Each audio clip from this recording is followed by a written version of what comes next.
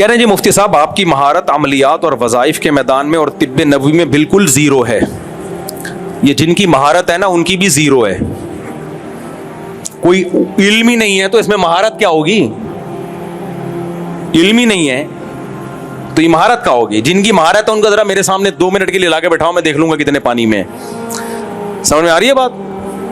مثال کے طور پر میں کہوں کہ مجھے وظائف میں بڑی مہارت ہے, ایک مثال دے رہا ہوں, میں بھی دعویٰ کر دوں, اور میں ان کو کہوں کہ آپ کے بال آپ کے بڑے بال ہیں, آپ ڈبل کروانا چاہتے ہو تو سورہ بقرہ کی آیت نمبر 326 256 دفعہ پڑھو.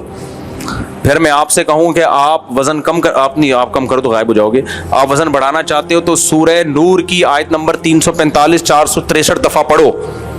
پھر میں ان کو یہ بتاؤں, پھر میں ایک بندے کو بولوں کہ سرسوں کا تیل یہاں لگاؤ, پھر یہاں لگاؤ, پھر ناف میں لگاؤ. ان سب جگہوں پہ جب سرسوں کا تیل لگاؤ گے تو اس سے 78 بیماریوں کا علاج ہوگا.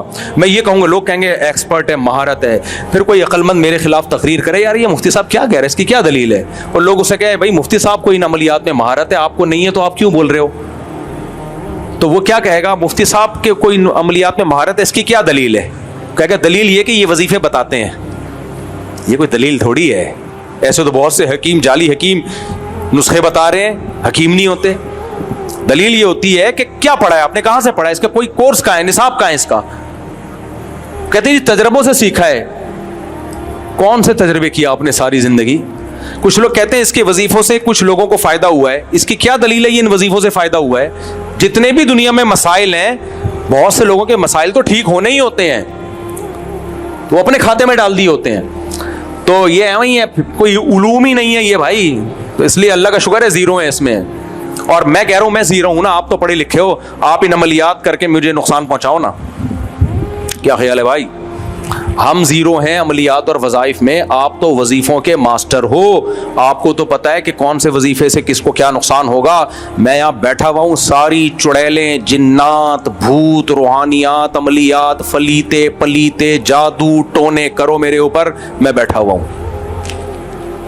ہماری بات 30 سال سے یہ میں چیلنج کر رہا ہوں, کم بخت ایک بال میرا نہیں گرا سکے. کچھ بال میرے گرے تھے, وہ بھی ہیئر ٹرانسپلانٹیشن کے ذریعے آ گئے واپس. تھوڑے سے بال گرے تھے, وہ بھی اس لیے نہیں گرے, تو چھاریاں بھی تو اتنی کی ہیں, تو بال بھی نہیں گریں گے تو اب کیا ہوگا؟ کیا خیال ہے؟ پھر بھی اللہ کا بڑا فضل ہے, ان کے عملیات فلیتے پلیتوں کی وجہ سے 51 سال کا ہو گیا, سر کے سارے بال کالے ہیں میرے ابھی تک اوریجنل.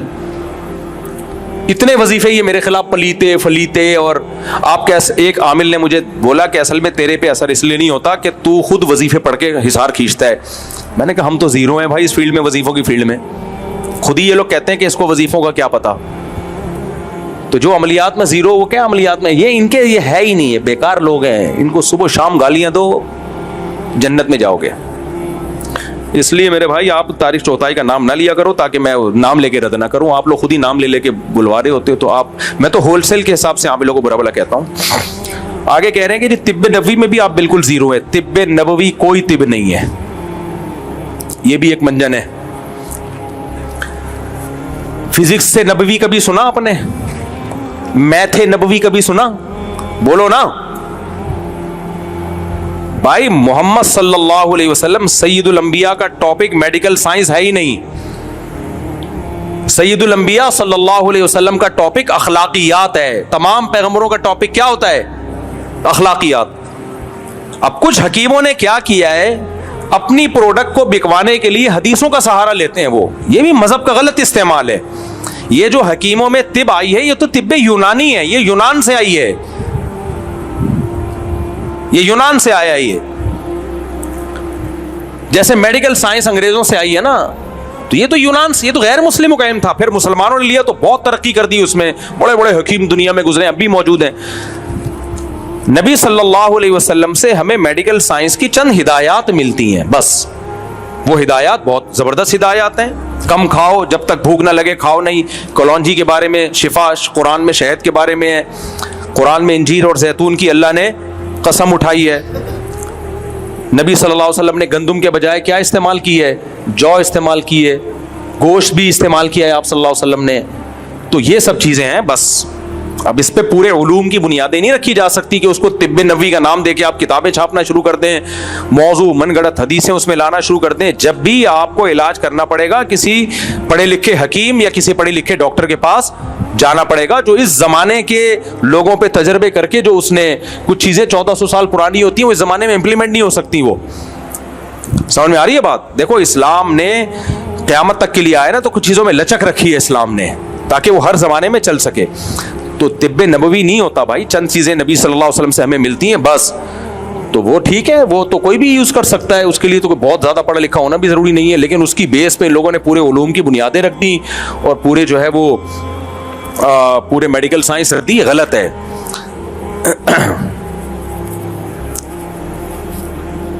اچھا بھائی انکل کہتے ہیں کہ آپ ان مسائل میں آپ کی کم علمی اور لا علمی کی بنیاد پہ گفتگو سے احتیاط فرمائیں تو آپ کی مہربانی ہوگی اور امت بلا وجہ زہری انتشار کا شکار ہونے سے بچ جائے گی.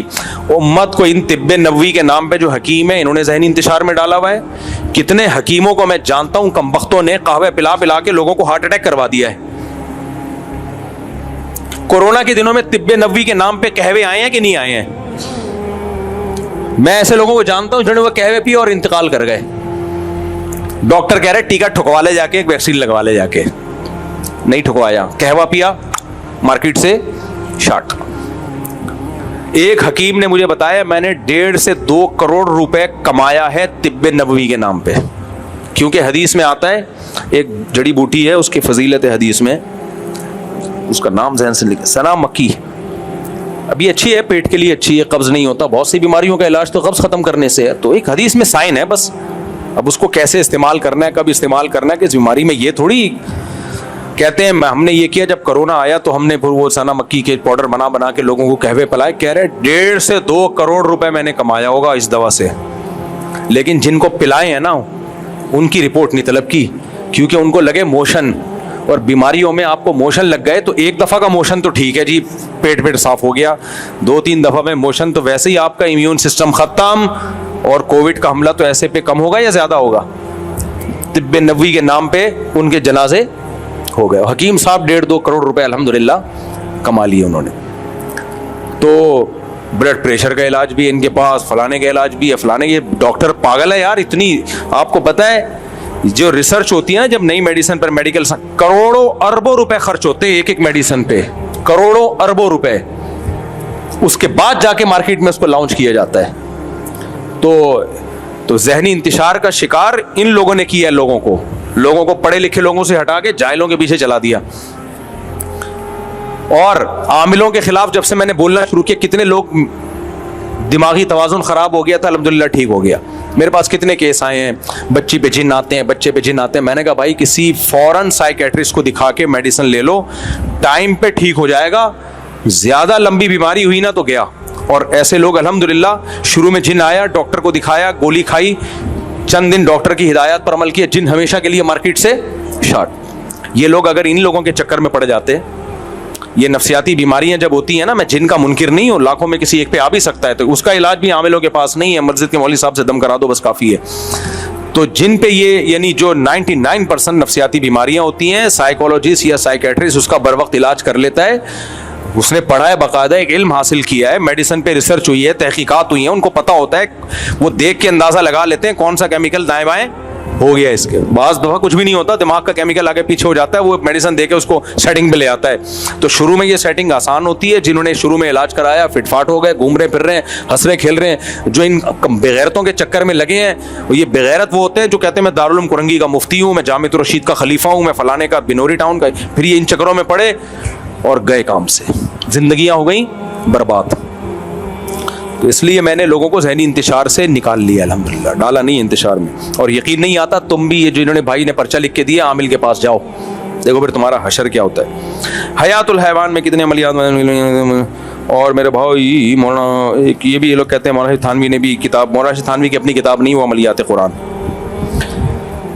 کچھ نہیں کہ سور کی جماعت کا یہ سوال بھائی کا یہ ہے کہ یار یہاں سے بھی کچھ سوال لے لینا, بس 1-2 سوال لے کے پھر سیشن ختم کرتے ہیں. یہ پھر رکھیں, یہ اگلے بیان, یہ سوال کچھ باقی ہیں, یہ اگلے. چلو بھائی جلدی اسپیڈ, آپ کو ہم نے بہت زیادہ دیر بٹھا لیا. دل سے دعا, اللہ تعالیٰ سے مشورہ کرتے ہیں. اور کوئی سوال میرے بھائی, جلدی, شاباش. وعلیکم السلام. کیا بول رہا ہے بھائی؟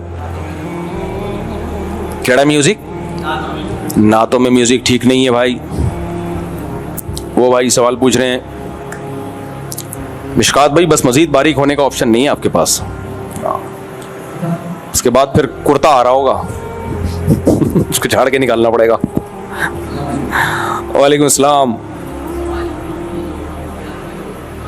جی تو یہ آپ بولتے ہیں ٹوپی ڈرامہ ہے جی. یہ پیشے کو آپ بولتے ہیں کہ جو لوگ اس میں کام کر رہے ہیں جو بولتے ہیں جن کے بارے میں ہم ان سے بات کرتے ہیں اور کیا کہتے ہیں تو اس پہ آپ بولتے ہیں. اور یہ جن سے بات نہیں کر رہے ہوتے، یہ کیا کرتے ہیں مسمرزم کے ماہر ہوتے ہیں.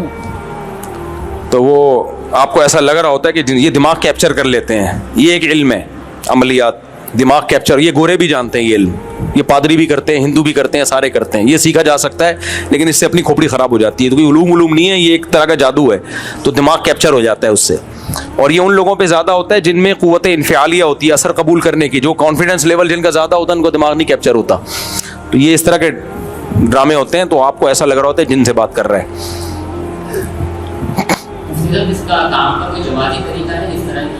اس کام کا صرف ایک طریقہ جائز ہے کہ آپ یہ کام نہ کرتے ہو. کوئی آپ سے دم کرانے کے لیے آ جائے، آپ بولو بھائی میں آیت الکرسی پڑھ کے دم کروں گا، اتنے پیسے لوں گا کیونکہ میرا ٹائم لگ رہا ہے. بس اس سے زیادہ کی اس کی حیثیت نہیں ہے. دیکھو بزرگوں یا علماء کی اتباع دین کے علم کے معاملے میں کی جاتی ہے. سمجھ میں آ رہی ہے بات؟ دین کا علم، قرآن و حدیث کا علم، اس میں ہم بزرگوں کی اتباع کرتے ہیں. عملیات کچھ ہے ہی نہیں. تو اس میں کیا ہے؟ جو بزرگ کہے گا بھی تو اس سے بھی تو دلیل پوچھی جائے گی، آپ کے پاس کیا دلیل ہے اس کی؟ تبھی جن ملکوں میں عامل نہیں ہے وہاں جنات بھی نہیں ہے. سب سے بڑی دلیل یہی ہے. جہاں عامل نہیں ہے نا وہاں جنات سرے سے ہے ہی نہیں.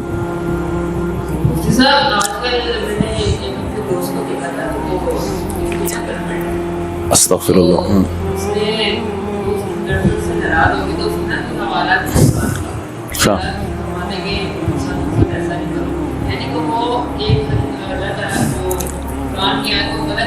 گرل فرینڈ کو ناراض کرنا فرض ہے، بوائے فرینڈ کو ناراض کرنا فرض ہے.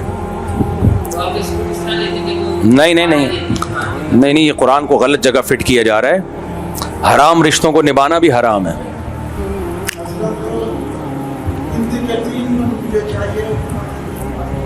اچھا کرتے ہیں.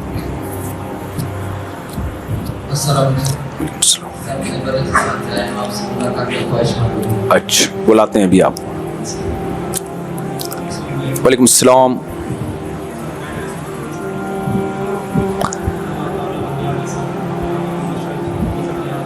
ماشاء اللہ. اللہ تعالیٰ بندریالوی صاحب خاندانی آدمی ہیں، اللہ ان کو عمر میں برکت دے.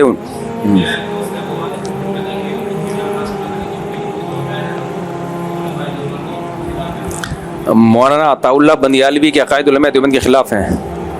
کون سا عقیدہ؟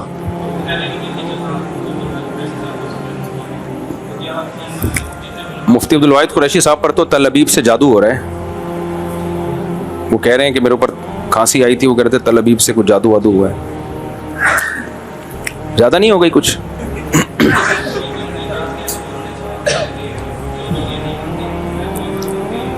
اب کسی پہ جادو ہوا تو اس کی بات کی حیثیت ہی کیا رہ گئی پھر؟ ہو سکتا ہے وہ پتہ نہیں جادو کی وجہ سے بول رہا ہو. وہ کیا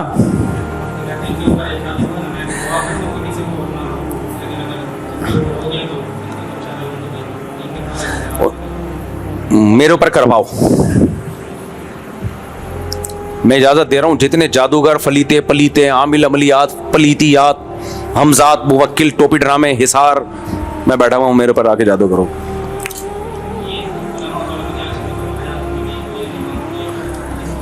عطا اللہ بندیالوی صاحب حیات النبی کو مانتے ہیں، کہتے ہیں برزخی حیات ہے جہاں تک مجھے معلومات ہے ان کے بارے میں. یار یہ جو پھڈے ہیں نا پنجاب کے حیاتی مماتی، یہ علماء کے بیچ میں رہنے دو، اس میں آپ نہ پڑھو. کچھ مسئلے علماء کے ساتھ خاص ہوتے ہیں، وہ ان کے اپنے ذاتی مسئلے چل رہے ہوتے ہیں، وہ ذاتیات تک پہنچ جاتے ہیں، اس میں نہیں پڑھنا چاہیے. آپ دونوں کا احترام کرو، دونوں سے علم حاصل.